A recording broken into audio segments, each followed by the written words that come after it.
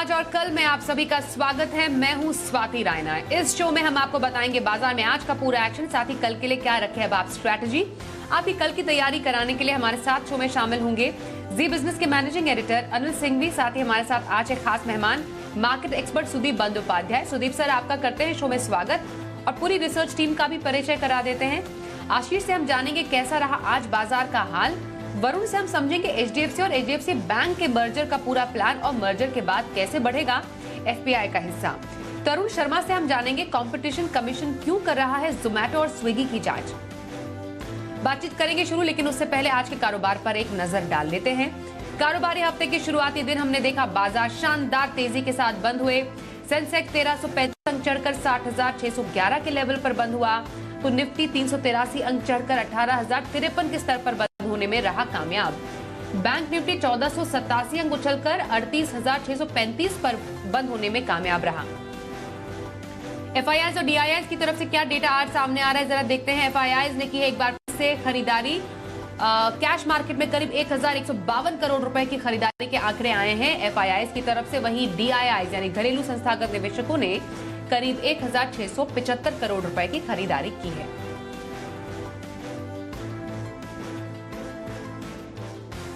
तो बाजार में आज रही तूफानी तेजी। जी बिजनेस के मैनेजिंग एडिटर अनिल सिंघवी बता रहे हैं आज बाजार में तेजी के क्या रहे मुख्य कारण। एचडीएफसी लिमिटेड और एचडीएफसी बैंक के महामर्जर ने आज भारतीय बाजारों का मूड माहौल चुस्त दुरुस्त कर दिया। वैसे तो शुरुआत करने के लिए संकेत काफी बेहतर थे।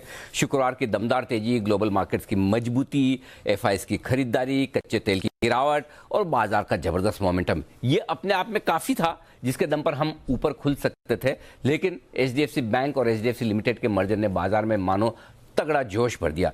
17,800 के पार भी निकाला, 18,000 के पार भी निकाला और 18,000 के ऊपर जाकर ऐसी तेजी के साथ बंद हुए जो शायद वीकेंड पर किसी ने सोची भी नहीं होगी। और यही हाल बैंक निफ्टी का भी था। न सिर्फ 36,500 37,000 को तो हम पार कर ही चुके थे शुक्रवार को, न सिर्फ 38,000 को पार किया बल्कि 38,500 के भी पार निकलकर तगड़ी उछाल के साथ बैंक निफ्टी भी बंद होता दिखा। मिड कैप स्मॉल कैप शेयरों में भी एक्शन भरपूर था। चौतरफा खरीदारी आज बाजार में होती दिखी। तो बड़े दिनों बाद एक स्ट्रॉन्ग बुलिश सेंटीमेंट के साथ दिन भर जो ट्रेड हुआ, दिन के दौरान छोटी मोटी डिप आई, उस डिप में फिर से खरीदारी होती दिखी और क्लोजिंग के वक्त बाजार फिर से मजबूती के साथ बंद होने में कामयाब रहे। तो ढेर सारे फैक्टर्स, एफआईआईज की खरीदारी, महामर्जर, कच्चे तेल की कमजोरी और तकनीकी तौर पर मजबूत बाजार, इन सब से आता दिखा आज जबरदस्त जोश। और आइए अब सेक्टर स्पेसिफिक बाजार का हाल जानते हैं। आशीष, आज तो बाजार के लिए कई कारण रहे तेजी के, कहां पर सबसे ज्यादा मजबूती आज देखने को मिली? देखिए, हफ्ते की जो है बेहद धमाकेदार शुरुआत हुई और 18 जनवरी के बाद पहली बार जो है निफ्टी 18,000 के पार निकला, अच्छी तरीके से सस्टेन किया। क्लोजिंग भी काफ़ी बढ़िया देखने को मिली। सेंसेक्स में बढ़िया तेजी रही और निफ्टी बैंक में देखें तो करीब 1400 अंकों से ज़्यादा, यानी राउंड फिगर आप समझ लीजिए कि करीब 4% से ज़्यादा की तेज़ी जो है आपको निफ्टी बैंक में आज दिन के दौरान नजर आई। लेकिन इसके पीछे का कारण है जो एक बड़ा सरप्राइज, जो बड़ा मर्जर प्लान जो है, मेगा मर्जर जिसे कहा जा रहा है, एचडीएफसी लिमिटेड और एचडीएफसी बैंक, ये सुबह जो है बाजार खुलने से पहले जो ऐलान हुआ उसके चलते आप देखें, क्योंकि दोनों ही स्टॉक जो हैं इंडेक्स हैवी वेट है, निफ्टी में भी देखें, सेंसेक्स में भी देखें। इसके अलावा भी अगर आप देखें तो जितने भी एचडीएफसी समूह की कंपनीज हैं यहाँ पर भी काफ़ी तेजी रही है। एचडीएफसी लाइफ है, एचडीएफसी एएमसी, जिसके चलते हमने देखा कि ब्रॉडर मार्केट्स में भी जो है भरपूर एक्शन आपको देखने को मिला। ढेर सारे स्टॉक्स ऐसे थे, इंडाइसेस ऐसे थे जहां पर बढ़िया तेजी आई। सबसे पहले वो स्टॉक्स देख लेते हैं जिन्होंने आज अपने उच्चतम स्तर यानी लाइफ टाइम हाई को टच किया। जीएसएफसी, जीएनएफसी और जेके पेपर, ये 3 स्टॉक खास रहे। यहाँ पर ऑल टाइम हाई के करीब जो है क्लोजिंग देखने को मिली। और क्योंकि ये जो मेगा मर्जर है इसके चलते बैंक्स और फाइनेंशियल्स में जो है बड़ा बस दिन के दौरान देखने को मिला। सभी बैंकिंग स्टॉक्स में बढ़िया तेजी आई, लेकिन धनलक्ष्मी बैंक, क्योंकि यहाँ पर इनकी चौथी तिमाही के क्वार्टरली बिजनेस अपडेट्स आए, इसका एक असर देखने को मिला। कर्नाटका बैंक है, आईडीएफसी फर्स्ट बैंक है, जेएनके बैंक में भी देखें तो बढ़िया खरीदारी आपको नजर आई। और जैसा कि मैंने आपको बताया कि फाइनेंशियल्स भी आज जो है पूरी तरीके से फोकस में थे। पीटीसी इंडिया है, स्पंदना स्फूर्ति, Ujjivan holdings, Equitas small finance bank, Equitas holdings, तमाम ऐसे जो स्टॉक्स हैं यहाँ पर बढ़िया खरीदारी देखने को मिली। और क्योंकि ऑटो बिक्री के जो आंकड़े आए ओवर द वीकेंड आए थे, कुछ शुक्रवार को भी आए थे, इसका भी असर आपको देखने को मिला। एसएमएल इशूज 20% की तेजी यहाँ पर देखने को मिली। वीएसटी टेलर्स है, हीरो मोटोकॉर्प लगातार खराब खबरों के बाद आज निश्चित तौर से थोड़ी बहुत रिकवरी यहाँ पर देखने को मिली। फोर्स मोटर्स में भी देखें तो आज खरीद खरीदारी का रुझान देखने को मिला। ग्लोबल संकेत ठीक ठाक थे, मेटल स्टॉक्स में भी एक्शन भरपूर था, जिसके चलते आप देखें वेदांता है, नाल्को, हिंडाल्को, हिंदुस्तान कॉपर जैसे स्टॉक्स में खरीदारी रही। और अंत में शुगर स्टॉक्स में बलरामपुर चीनी के गेंस यहाँ पर देखने को मिले। धामपुर शुगर है, मवाना, डालमिया भारत जैसे तमाम शुगर कंपनीज में भी खरीदारी रही। यानी कुल मिलाकर देखा जाए तो आज बाजार का मूड माहौल काफी बढ़िया था और लगभग सभी इंडाइसेस, सभी सेक्टर जो हैं हरे निशान में बढ़िया तेजी के साथ बंद हुए। सुदीप सर, आपका रुख अब कर रहे हैं, जैसा कि हमारे जो रिसर्च एनालिस्ट है वो भी बता रहे हैं कि बाजार का मूड माहौल अच्छा है। इस वीक में अब आरबीआई की पॉलिसी भी आनी है। तमाम फैक्टर्स को ध्यान में रखते हुए बाजार की चाल कैसी लग रही है आपको? जी, बाजार का मूड डेफिनेटली पॉजिटिव है। और जैसे कि अनिल जी जिक्र कर रहे थे, ये एचडीएफसी बैंक मर्जर का जो खबर बाजार में आया, उससे पहले से ही माहौल अच्छा लग रहा था। ग्लोबल मार्केट भी पॉजिटिव संकेत दे रहा था। और देखिए, दो मुख्य प्रॉब्लम्स थे। एक तो कमोडिटी प्राइसेस ऊपर जा रहे थे और इसका जो जड़ था वो था रूस और यूक्रेन का जो युद्ध। वहां पे भी थोड़ा ऐसा लग रहा है कि माहौल पॉजिटिव बन रहा है और उसके चलते कमोडिटी प्राइसेस नीचे आ रहे हैं, जिसका असर इंडिया जैसे मार्केट जो कि बहुत बड़ा इंपोर्टर है, पर्टिकुलरली गैस और ऑयल का, वहां पे जरूर देखने को मिलेगा। दूसरी बात मैं यहाँ पे जिक्र करना चाहूंगा कि बीएफएसआई, कुछ दिनों से हम लोग ये कह रहे हैं, सारे मार्केट जो एक्सपर्ट्स हैं सब कह रहे थे कि बीएफएसआई अंडर वैल्यूड लग रहा था, ओवरसोल्ड दिख रहा था और बीएफएसआई में एक रैली एक्सपेक्ट किया जा रहा था। तो एचडीएफसी और एचडीएफसी बैंक का मर्जर का न्यूज एक ट्रिगर जैसा आया मार्केट में और ये ट्रिगर आने मार्केट में एक कंप्लीटली पॉजिटिव मूड और माहौल ले लिया। चारों तरफ से खरीदारी आई, एंटायर बीएफएसआई सेक्टर में बाय एंड लार्ज खरीदारी देखने को मिला और बाकी सारे सेक्टर्स में भी इसका एक पॉजिटिव रब ऑफ इफेक्ट देखने को मिला। कुछ ऐसे क्षेत्र थे जहां पे थोड़ा बहुत बिकवाली देखने को मिली, but by and large mood positive है।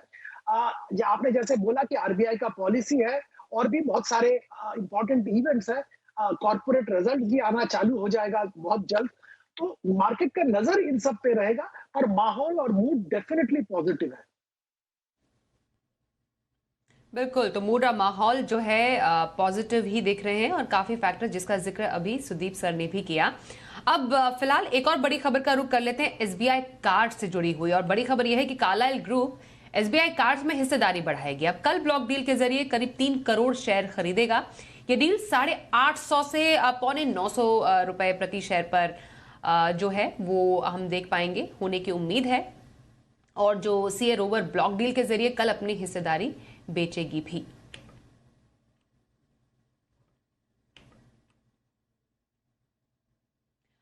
सुदीप सर, बड़ी खबर, एसबीआई कार्ड्स पर कैसा इंपैक्ट देखते हैं आप?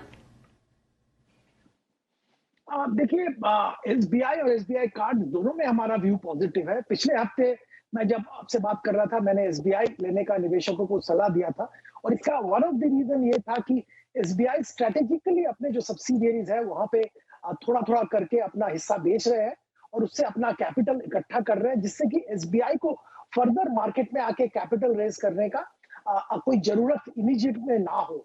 और ये एक बहुत ही पॉजिटिव स्ट्रेटेजी एसबीआई ने लिया है, तो एसबीआई के लिए तो डेफिनेटली पॉजिटिव है। कार्ड्स का बिजनेस भी बढ़ रहा है और बीच में जो माहौल था कि डिफॉल्ट बहुत आएगा, ओवरड्यूज दिखेंगे, ये सब एक अनुमान किया जा रहा था और उसके चलते एसबीआई कार्ड दबाव में था और अभी लगभग वो प्रेशर हट गया है और आने वाले दिनों में इकोनॉमी के ग्रोथ के साथ साथ इनकम लेवल्स बढ़ रहे हैं और उसके साथ साथ एसबीआई कार्ड्स का बिजनेस भी बहुत अच्छा ग्रो करने की संभावना रहेगी। तो हम लोग लॉन्ग टर्म के लिए एसबीआई कार्ड्स में पॉजिटिव है। जरूर यहाँ पे निवेशक लंबी अवधि के लिए खरीदारी कर सकते हैं। लंबी अवधि के लिए आप मौके तलाश सकते हैं पैसे लगाने के। चलिए आगे बढ़ते हैं और जी बिजनेस की खबर पर एक बार फिर से मुहर लगी है। फूड एग्रीगेटर जोमैटो और स्विगी के खिलाफ कंपटीशन कमीशन यानी सीसीआई ने जांच के आदेश दे दिए हैं। मामला जरा समझते हैं तरुण शर्मा से। बताइए तरुण, क्या है पूरा मामला?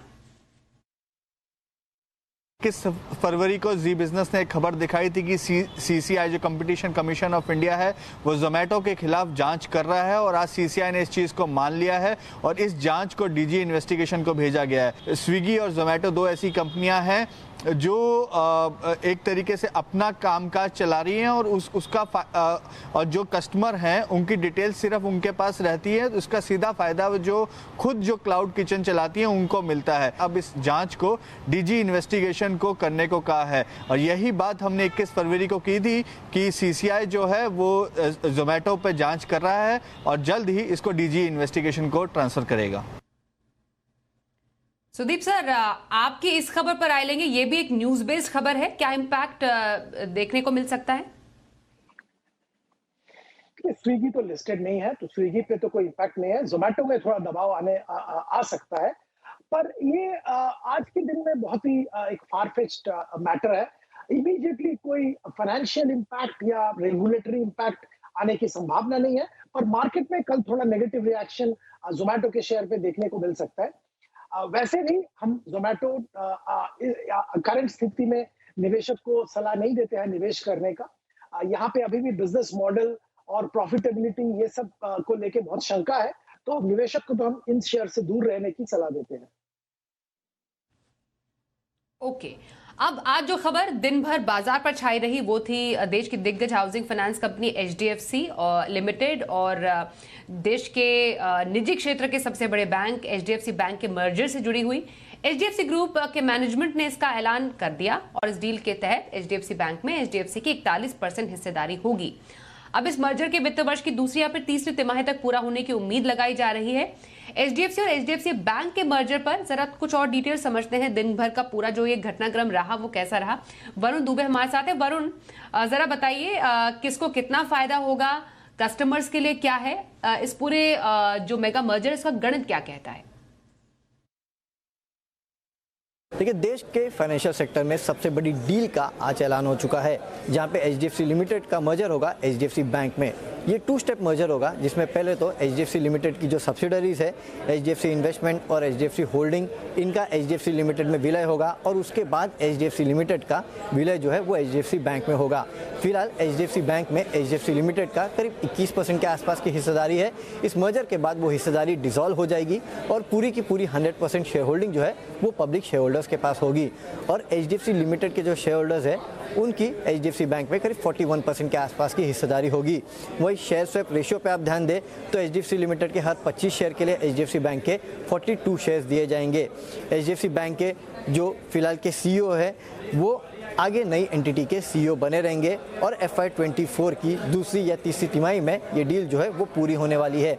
इस पूरे डील के काफ़ी सारे सिनर्जेटिक बेनिफिट है। सबसे पहले तो ग्राहकों को इस पूरे विलय से काफ़ी फ़ायदा होगा। एचडीएफसी बैंक के जो ग्राहक है उनको कहीं ना कहीं एचडीएफसी लिमिटेड की सुविधाएं मिलेंगी, ये सबसे अच्छा होगा। क्रॉस सेलिंग के काफ़ी फ़ायदे होने वाले हैं। इसके अलावा अगर आप देखेंगे तो काफ़ी सारे हाउसिंग प्रोडक्ट्स जो है वो एचडीएफसी बैंक के और बेहतर हो जाएंगे और खासकर जो कॉस्ट ऑफ फंड्स है वो काफ़ी हद तक कम होगा। एचडीएफसी बैंक के जो अनसिक्योर्ड लोन है उस पर एक्सपोजर भी घटेगा, तो बैलेंस शीट जो है वो भी सुधरेगी। इस तरह के काफ़ी सारे फायदे जो है वो एचडीएफसी बैंक और एचडीएफसी लिमिटेड को होंगे। इसके अलावा अगर आप देखेंगे तो कुल एंटिटी जो है उसकी बैलेंस शीट का साइज जो है करीब 18 लाख करोड़ के आसपास होगा। जो सालाना मुनाफा है वो करीब 50,000 करोड़ के आसपास हो सकता है। जो कुल लोन बुक है उसमें मॉर्गेज का 33% के आसपास, रिटेल 21%, कमर्शियल और रूरल बैंकिंग करीब 24% के आसपास रह सकती है। वहीं स्टॉक की डिटेल अगर आप देखेंगे तो कुल शेयर जो है 742 करोड़ के आसपास रह सकते हैं। बुक वैल्यू प्रति शेयर 446, ईपीएस करीब 67 के आसपास रहेगा और मार्केट कैप के लिहाज से अगर आप देखेंगे तो 12 लाख करोड़ के आसपास का मार्केट कैप जो है इस मर्ज्ड एंटिटी का रह सकता है। तो एक मेगा मर्जर जो है उसका ऐलान आज हो चुका है। अब कुछ समय लगेगा इस मर्जर को पूरा होने के लिए, लेकिन इसके चलते स्टॉक प्राइसेस में भी अच्छा खासा उछाल देखने मिला, क्योंकि कस्टमर्स और साथ ही साथ कंपनी और शेयर होल्डर्स को इसका बड़ा फायदा होने वाला है। और सुदीप सर, इस डील के ऐलान के बाद हमने देखा दोनों ही शेयर में 10-10% का उछाल भी आया। निवेशकों को क्या फायदा? जी बहुत फायदा है। दोनों कंपनीज के निवेशकों को फायदा है। एचडीएफसी लिमिटेड का कॉस्ट ऑफ फंड ज्यादा था और मर्जर के बाद ओवरऑल जो किटी होगा उसमें कॉस्ट ऑफ फंड कम हो जाएगा, जिसका बेनिफिट दोनों को मिलेगा। दूसरी बात यह है कि आज के दिन में एसबीआई कंट्री का सबसे बड़ा जो लेंडर है, 26 लाख करोड़ का इनका बुक है और मर्जर के बाद एचडीएफसी बैंक का बुक करीबन 18 लाख करोड़ का हो जाएगा। सेकंड लार्जेस्ट लेंडर हो जाएगा इन कंट्री का और एक साइज का बहुत बड़ा बेनिफिट आएगा। डिस्ट्रीब्यूशन की अगर बात करें तो जो सब्सिडियरीज एचडीएफसी लिमिटेड के आज है, जैसे AMC, life insurance, general insurance, इनका भी डिस्ट्रीब्यूशन रीच हम लोगों को लगता है कि और भी अच्छी तरह से बढ़ेगा। ओवरऑल हम लोग पॉजिटिव है और थोड़ा एग्रेसिव कॉल है, पर लगता है कि अभी भी एचडीएफसी बैंक का शेयर में खरीदारी की जा सकती है करंट लेवल पे। ऑल राइट सर, चलिए अब एक और खबर का रुख कर लेते हैं। ये इंडसइंड बैंक से जुड़ी हुई प्राइवेट सेक्टर के बैंक इंडसइंड बैंक के खिलाफ दिल्ली हाई कोर्ट में एक याचिका दायर की गई और उसमें इंडसइंड के प्रमोटर्स के फिट एंड प्रॉपर होने पर सवाल उठाए गए हैं। याचिका में कहा गया है कि जिन प्रमोटर्स पर गंभीर आरोप रहे हो वो बैंक चलाने लायक कैसे हो सकते हैं। साथ ही याचिका में रिजर्व बैंक की ओर से निजी बैंकों में प्रमोटर्स की 26% हिस्सेदारी करने पर भी सवाल उठाए गए हैं। याचिका में कहा गया है कि प्रमोटर्स अगर विदेश में रहते हैं तो डिपॉजिटर्स की सुरक्षा कैसे होगी। तो एक और खबर, एक और बैंक से जुड़ी हुई इंडसइंड बैंक के खिलाफ जो याचिका हुई है, एक तो क्या इंपैक्ट इसका होगा और करना क्या चाहिए सर अब? देखिए, अगर इंडसइंड बैंक की बात करें तो ये प्रमोटर शेयर होल्डिंग और प्रमोटर का क्वालिटी, इसको लेके बहुत दिन से ये प्रॉब्लम्स चल रहे हैं। हाँ, डेफिनेटली सेंटिमेंट नेगेटिव है, पर ओवरऑल बैंक के बारे में बात करें तो परफॉर्मेंस ठीक ठाक चल रहा है। और इनका जो भरत फाइनेंशियल, जो माइक्रो फाइनेंस कंपनी इन्होंने मर्ज किया है, उसका मर्जर का पूरा बेनिफिट अभी भी नहीं आया है, बट वो ग्रेजुअली आएगा। सारे माइक्रो फाइनेंस कस्टमर इनके कासा होल्डर बन रहे हैं, current account, savings account holder बन रहे हैं। सो इनका जो कासा रेशियो इंप्रूव हो रहा है, ओवरऑल बिजनेस एनवायरनमेंट इंप्रूव करने का भी फायदा मिलेगा। टॉप मैनेजमेंट में स्टेबिलिटी आ गया है, जो चेंज होना था वो हो गया है। तो हम लोग मानते हैं कि बैंक राइटली पोजीशनड है लीप करने के लिए करंट लेवल से। प्रमोटर रिलेटेड जो कंफ्यूजन है, ये थोड़ी देर के लिए शेयर प्राइस को डिप्रेस कर सकता है, पर हम लोग मानेंगे कि ये एक अपॉर्चुनिटी होगा निवेशक के लिए इस शेयर में खरीदारी करने की। और आइए अब समझते हैं बाजार में कल के लिए क्या रखे अब आप खास स्ट्रैटेजी और बाजार के लिए अहम संकेत बता रहे हैं अनिल जी। जहां तक कल के बाजारों का सवाल है, ग्लोबल मार्केट्स में सुस्ती का माहौल है। डाउ फ्यूचर्स लगभग फ्लैट थे, नेस्डेक फ्यूचर्स 50 पॉइंट ऊपर ट्रेड कर रहे थे। देखते हैं अमेरिका में क्या कुछ होता है, कल सुबह डाउ फ्यूचर्स कैसे रहते हैं। लेकिन उससे पहले हमारे अपने संकेत काफी अहमियत वाले होंगे। एक तो आज के सेशन में एफआईएस की खरीदारी के आंकड़े दमदार आने की पूरी उम्मीद है, क्योंकि एचडीएफसी लिमिटेड और एचडीएफसी बैंक में दमदार खरीदारी एफआईएस की तरफ से जरूर हुई होगी।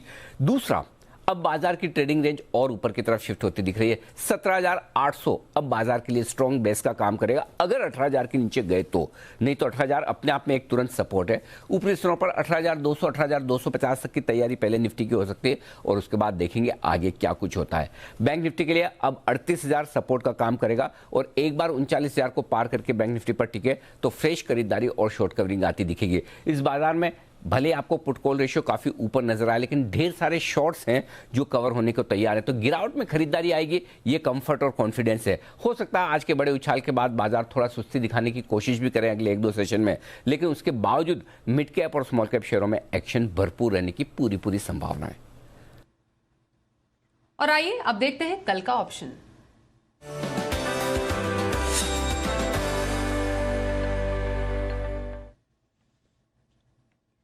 कल के ऑप्शन स्ट्रैटेजी बताने के लिए हमारे साथ शो में शामिल हो चुके हैं kiranjadhav.com के सीईओ आशीष केलकर। आशीष जी, बहुत स्वागत है आपका। कल ऑप्शन की स्ट्रैटेजी कहां? Very good evening. मैंने एक ही स्टॉक चुना है, कन्विक्शन वाला स्टॉक है। स्टॉक का नाम है गुजरात गैस। गुजरात गैस में एक अच्छे खासे कंसोलिडेशन के बाद एक ऊपर की तरफ ब्रेकआउट दिया है। बिल्डिंग ब्रेकआउट इसे कहा जा सकता है। 510 का कॉल ऑप्शन खरीदारी करने की सलाह होगी, जो आज करीबन 26 के आसपास क्लोज हुआ है। मेरा जो स्टॉप लॉस रहेगा वो 21 का रहेगा। पहला लक्ष्य रहेगा 35 रुपए का, दूसरा लक्ष्य रहेगा 39 रुपए का। तो गुजरात गैस का 510 का कॉल ऑप्शन खरीदना चाहिए। बहुत धन्यवाद आशीष जी ऑप्शन स्ट्रैटेजी बताने के लिए। कल के लिए सुदीप सर आपके पास आएंगे। लॉन्ग टर्म स्ट्रैटेजी पिक्स कौन सी आपकी तरफ से? देखिए, लॉजिस्टिक क्षेत्र में दिग्गज कंपनी कॉनकॉर का मैं जिक्र करना चाहूंगा। 66% करीबन rail freight, rail traffic movement Concor के कंटेनर के जरिए होता है। खास बात यह है इसमें ट्रिगर मैं के मानूंगा कि डबल स्टैकिंग, अब सिंगल स्टैकिंग की जगह डबल स्टैकिंग शुरू होने के बाद इनका मार्जिन इंप्रूवमेंट और ability to handle cargo significantly increase हो रहा है। और रेल में अब डेडिकेटेड फ्रेट कॉरिडोर चालू हो गया है, ऑपरेशनलाइज हो गया। इसका भी सबसे बड़ा फायदा कॉनकॉर को मिलेगा, क्योंकि कॉनकॉर लार्जेस्ट प्लेयर है रेल कंटेनर ट्रैफिक में। और ओवरऑल जो बल्क गुड का मूवमेंट है वो करीबन 11 मिलियन टन से करीबन डबल होने की संभावना है आने वाला 1-1.5 साल के अंदर।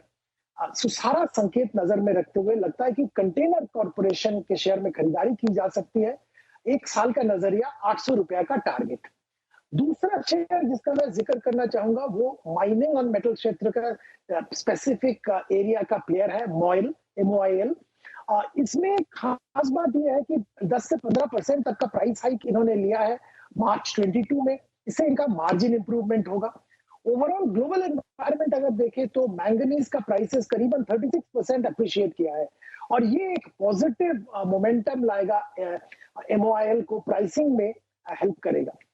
इंडिया में अगर स्टील प्रोडक्शन की बात करें, सरकार का पॉलिसी, सरकार का डिसाइडेड जो बजट है उसके 2.5 टाइम्स स्टील प्रोडक्शन करने का दावा है बिटवीन FY21 एंड FY30।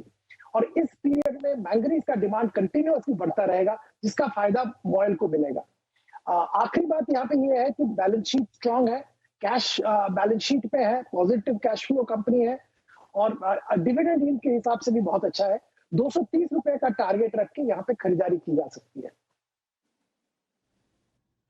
बिल्कुल, तो सुदीप सर की 2 लॉन्ग टर्म पिक्स, एक तो कॉनकॉर और दूसरा मॉइल में खरीदारी की सलाह दे रहे हैं सुदीप बंदोपाध्याय। बहुत धन्यवाद करेंगे सर, आप हमारे साथ आज शो में शामिल हुए बाजार आज और कल में। आज के लिए बस इतना ही, रुकेंगे यहाँ पर एक ब्रेक के लिए, पर खबरों का सिलसिला आगे भी जारी रहेगा। देखते रहिए जी बिजनेस।